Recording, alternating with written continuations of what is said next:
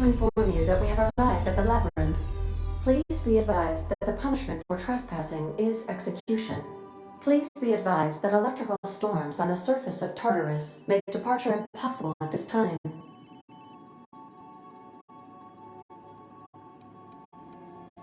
Resident count is as follows: 3,071.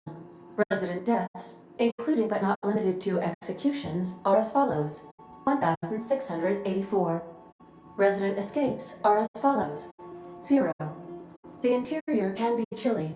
Take a scarf with you, Captain. I would also ask that you leave your captain's ID with me, in the event that you do not return.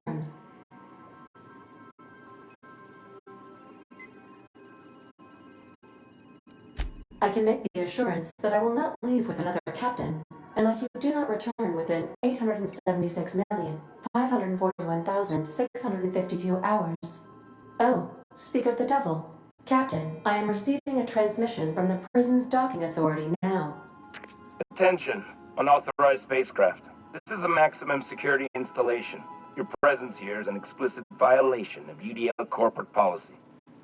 You are hereby confined to your docking platform until a ticket detailing your crimes has been filed and notarized, at which point your vessel will be seized and you will be executed.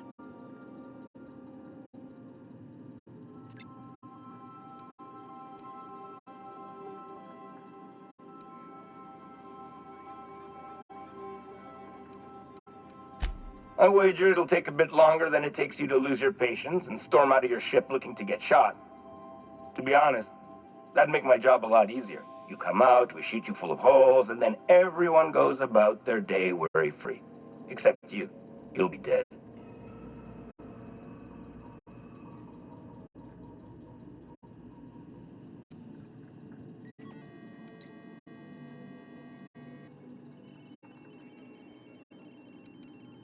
All right.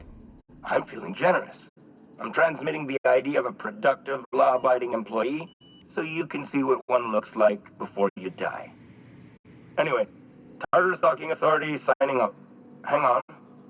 Another ship just pulled into your dock. Wait, is that from the Groundbreaker? What the? Pay no mind to that. Just have a pleasant day. Transmission terminated. Biometric ID received. Transferring data to external cartridge. How can I be of assistance?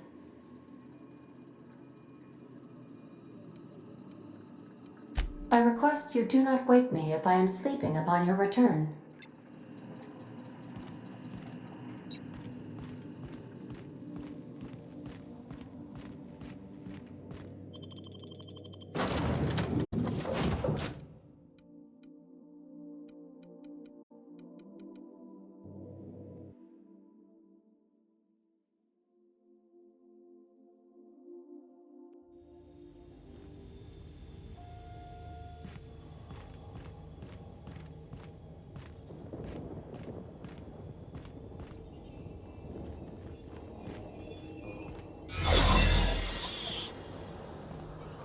Captain did right by us once. Something's Now it's happening. our turn.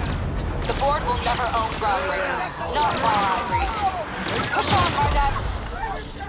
Somebody toss this garbage out the airlock. I'm gonna...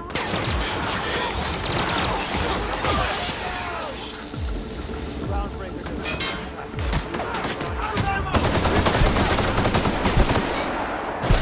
Nice warm-up. Stay down, old-head.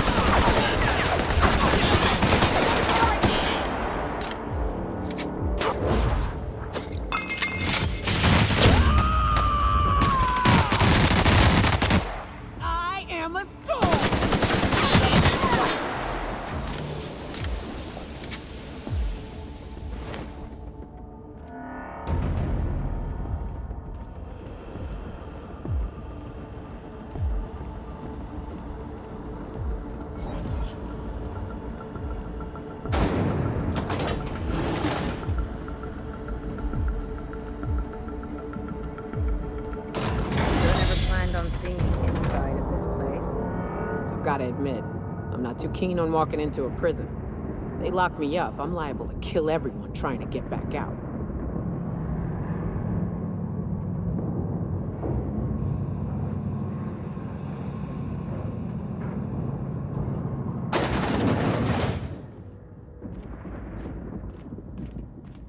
Nice of them to leave us a few options.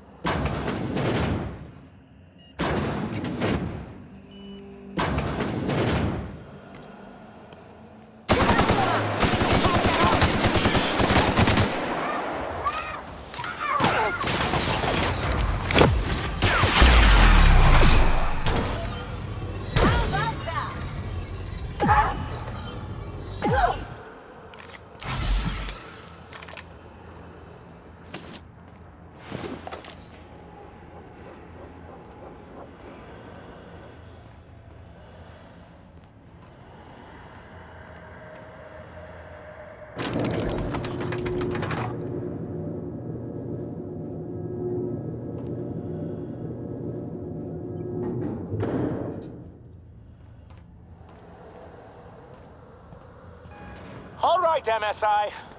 I'm not one for rousing speeches, but the captain needs our help. So, get in there and fight!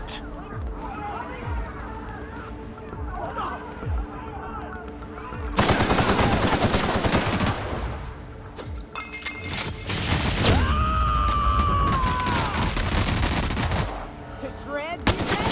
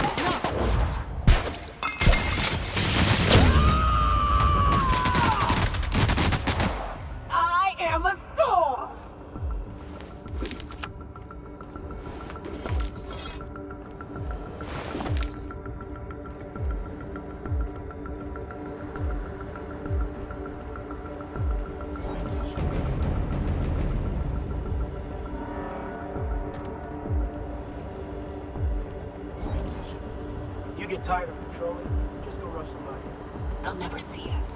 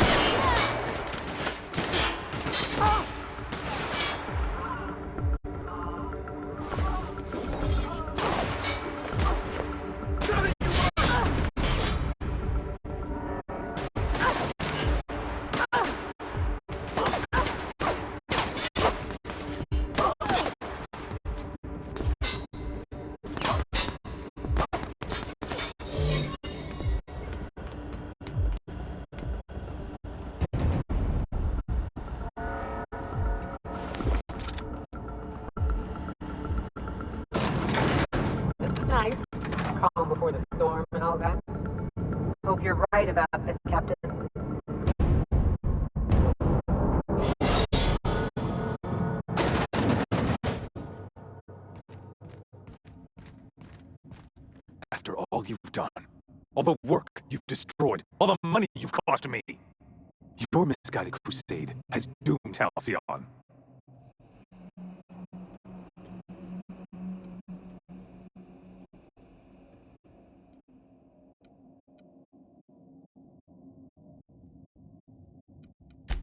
That crackpot's plan is ludicrous. We have steps, action items, budgets, and reports. All he's got is a guilty conscience and lofty dreams. In any other circumstance, I'd admire your boldness. In this one, however, I have only 2 words for you. Fuck off.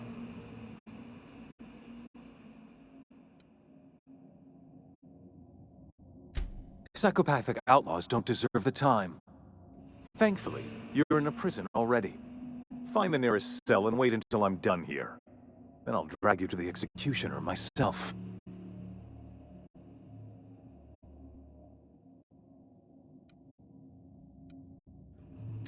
Is that what you think you're doing? This path of wanton societal disruption? You call that being a savior? I call it sabotage. You know what saboteurs get, Captain? Summary executions. In the next room is the finest automechanical purveyor of death ever made. Try not to scratch the paint with your skull. It was fucking expensive.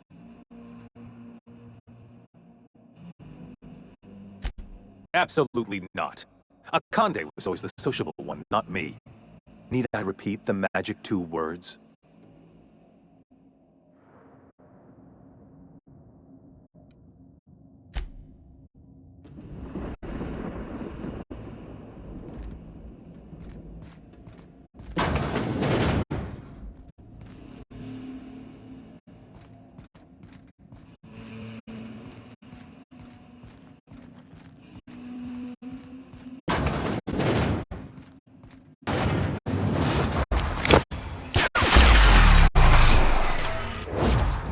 Not bad, huh? I am a storm!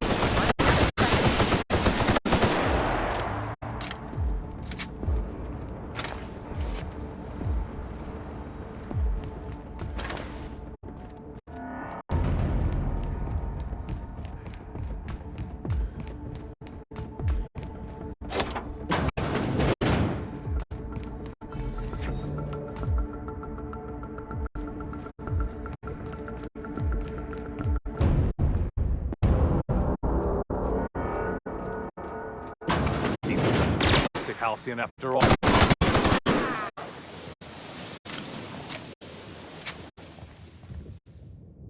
Get me out of here!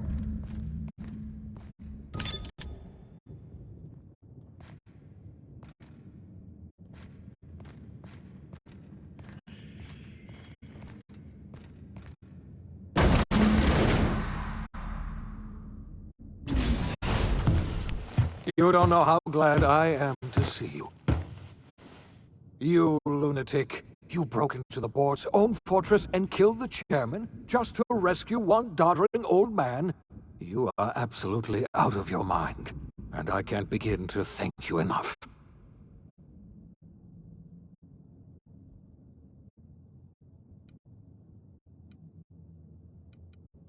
Ah, all in a day's work for you, huh? You've broken the board's stranglehold on this colony, and you saved my life. But there's still so much we have yet to accomplish. You and I are going to have to work harder than ever to save Halcyon. I'm afraid the situation is far worse than any of us ever anticipated.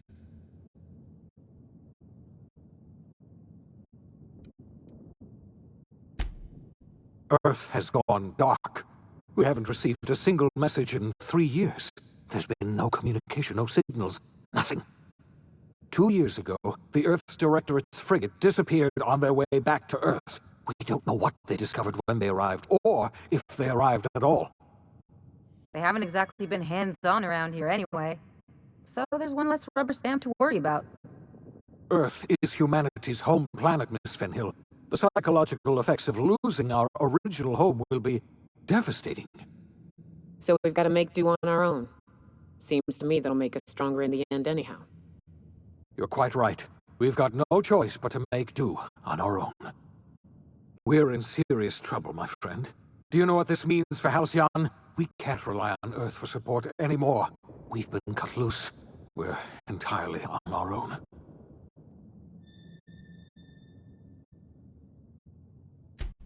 Yes, you're right.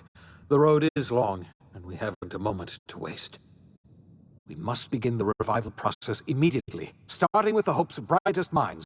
And then we're going to fix this damn colony, one problem at a time.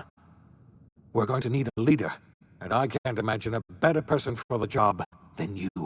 What do you say, old friend? Will you help us?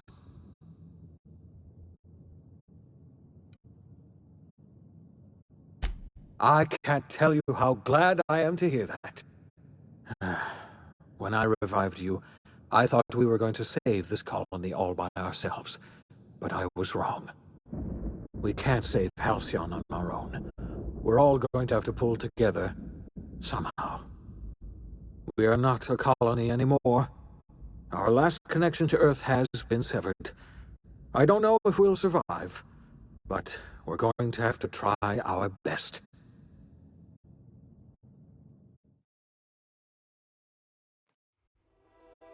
The OSI teaches that everything in the universe happens according to the grand plan. But the stranger that arrived in Halcyon was an unplanned variable. From the moment he landed in Emerald Vale, his actions altered the course of history. The events on Tartarus brought about the end of the board's authority. But the board's mistakes would haunt the colony for decades to come. The damage they left behind would require the work of a generation to repair. Dr. Phineas Wells began reviving a handful of the Hope's colonists. Engineers, scientists, technicians, and intellectuals. They were among the brightest minds the Earth had ever sent out into the stars. The Hope scientists and engineers woke up in a colony descending headlong into total collapse. With no way to return to Earth, they had no choice but to band together and devote themselves to the cause of saving Halcyon. The people of Halcyon were nothing if not hardy. In the absence of the board's authority, many of the colony settlements banded together with a single purpose in mind: survival. Life was especially hard in the years to come. Some towns dissolved by attrition and starvation, but most of them found a way to carry on. In the years to come, Halcyon was forced to reckon with its newfound freedom. The board was gone, and for better or worse, the colony was responsible for its own destiny. Sanjar's civil liberties and worker-centric policies were slow to catch on with the other corporations. But as Halcyon began its long, arduous journey toward recovery, many of Terra 2's smaller townships started adopting MSI's alternative corporate structure, and eventually became entirely self-sufficient. In the coming years, many of these townships managed to eke by, where otherwise they might have starved. Consumed by paranoia, Lilia Hagen took Sublight Salvage in a controversial direction, openly accusing board officials of an extraterrestrial conspiracy. One day, an accident at the Groundbreaker's docking bay silenced her forever. Time would tell if her replacement could keep the Sublight family together. The collapse of Edgewater left its workers bereft of any purpose in life. Most of them made their way to Adelaide McDevitt's camp, hoping to ingratiate themselves into her favor. Adelaide accepted only a few to her community. The rest were turned away and likely died of starvation. Nevertheless, Adelaide's camp grew into a well-established town. Adelaide McDevitt refused to cooperate with the ongoing effort to save Halcyon from collapse. A sympathetic deserter stole a copy of her research and delivered it to the Hope's scientists. It is unclear how useful Adelaide's research was. An optimistic estimate suggests her work may have bought Halcyon another few years of survival. Adelaide would never know. She died that winter.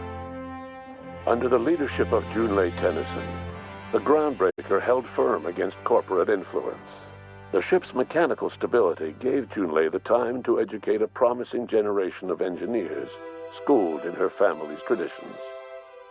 The future of the Groundbreaker looks promising. The rediscovery of the Hope and the abandonment of the Lifetime Employment Program forced Byzantium to come to terms with some uncomfortable realities about the state of Halcyon. While Byzantines were reluctant to surrender the luxuries they'd grown accustomed to, the board's diminished authority gave them little choice in the matter. Nearly everyone had to learn to make do with less. Some even had to get jobs. It was a dark time indeed. Even the Gorgon asteroid, though a distant enigma to most of Halcyon, felt the aftershocks of your actions. The destroyed Adrenatime synthesizer became a symbol of the board's cruelty and a rallying point for Wells and his scientists as they sought to build a more humane, ethical Halcyon. They cleared the dead from Gorgon's laboratories and repurposed them to aid in the crucial work of solving the colony's nutrition crisis. Gorgon, which had once sown death and destruction across Halcyon, became a source of hope and renewal. The Gorgon Project's final explosive end was bittersweet for Olivia Ambrose. She wandered the colony's fringes alone, searching for others like her who despised the board and meant to destroy them. In time, she found Phineas Wells and his cadre of scientists, and she joined them in their efforts to save Halcyon. For a while, she even knew an uneasy peace. But for all that, Olivia found purpose in Wells' project.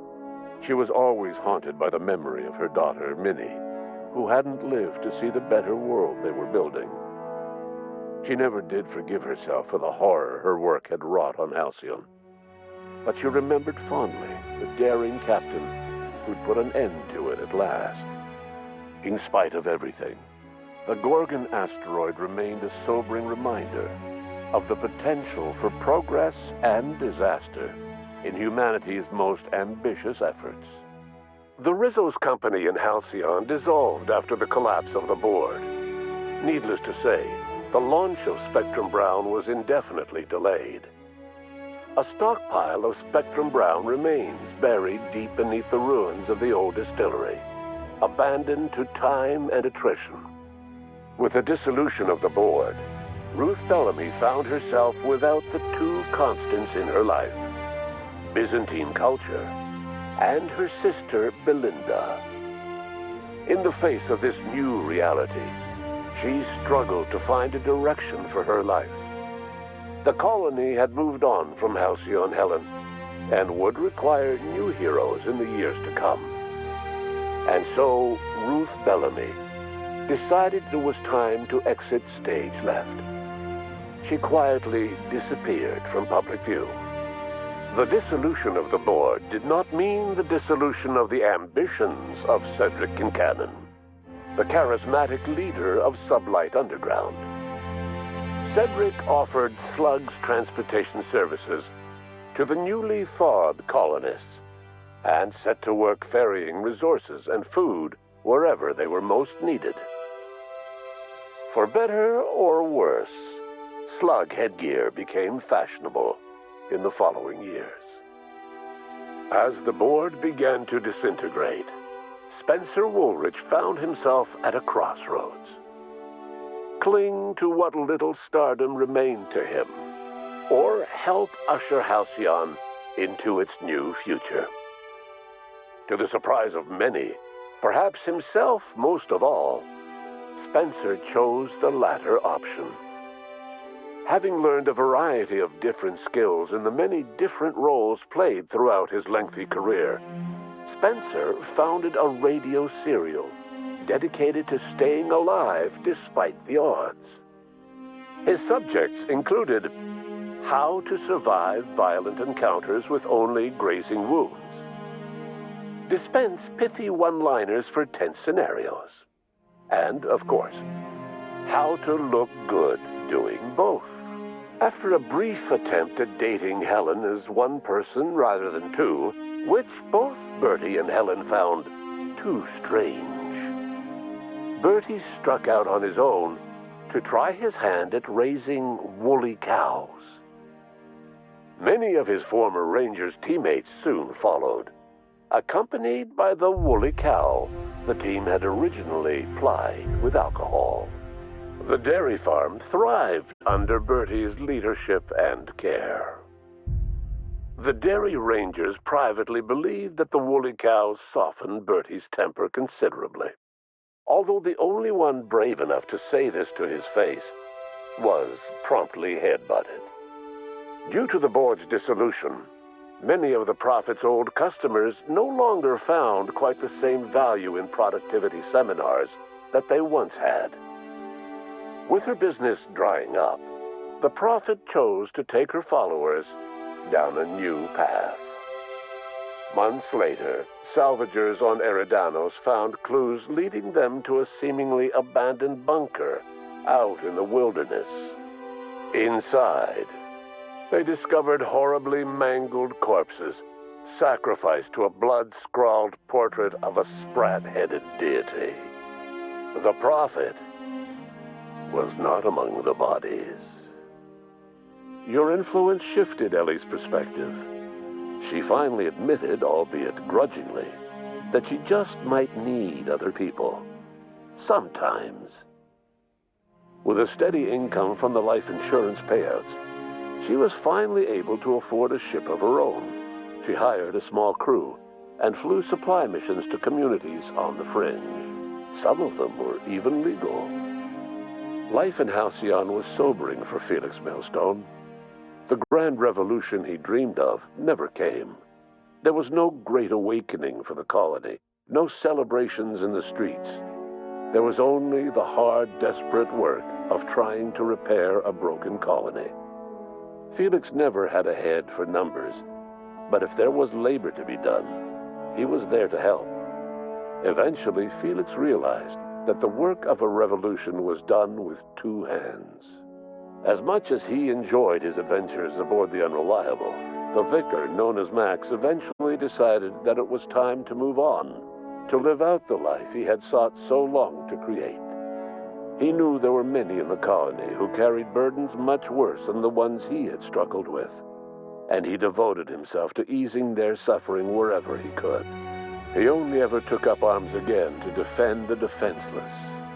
unshackled from a lifetime of striving and fighting the universe and himself, Vicar Maximilian de Soto was finally at peace.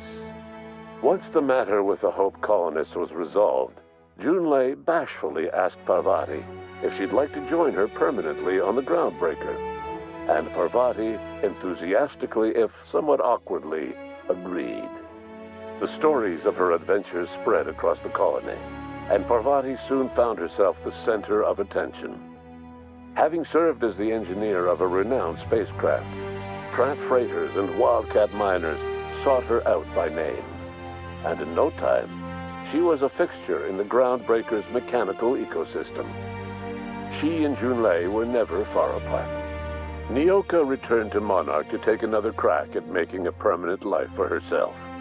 She formed the Charon Group, an MSI subsidiary of ragtag survivalists and wilderness experts. Anyone in need of a guide, or just looking to throw back a beer and swap stories, could find her camping on the trail or clearing an infestation. The SAM unit that accompanied you spread awareness of the product line's superior sanitation and maintenance capabilities across what was left of the colony. This led to a boost in SAM unit sales. Did you know that SAM units are the longest-lasting, toughest-acting cleaning solution in Halcyon? Minister Clark was released from house arrest, and his contact with you gave him a sense of renewed purpose and vigor.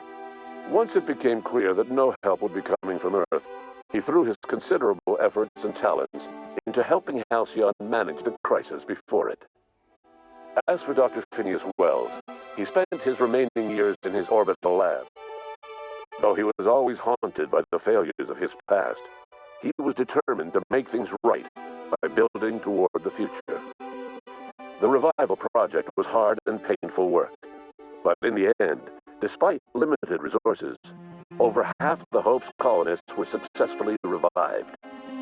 Even after Wells passed away, the Hope scientists and engineers worked night and day to pull Halcyon from the brink of collapse. Their efforts continue to this day, which may be reason enough for optimism.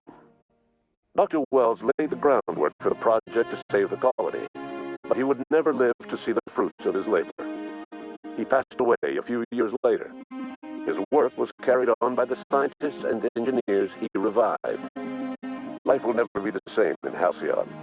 It is widely agreed that the colony has a chance of stabilizing within a generation, owing to the hard work and determination of the surviving colonists. Recovery is a distant goal, and the path is long and uncertain. But the people of Halcyon carry on, determined as ever. And what about you, the unplanned variable in the history of Halcyon? Long after Wells passed away, you carried on his work with more energy, determination, and brilliance than he could ever muster. The years that followed were hard, but Halcyon survived by the efforts of the Hope's most promising colonists, the greatest of which was you. No one knows what's happened to Earth, and no one knows what the future has in store for Halcyon. All we know for certain is this: the name of the Unreliable and that of its intrepid captain will remain the subject of countless stories for years to come.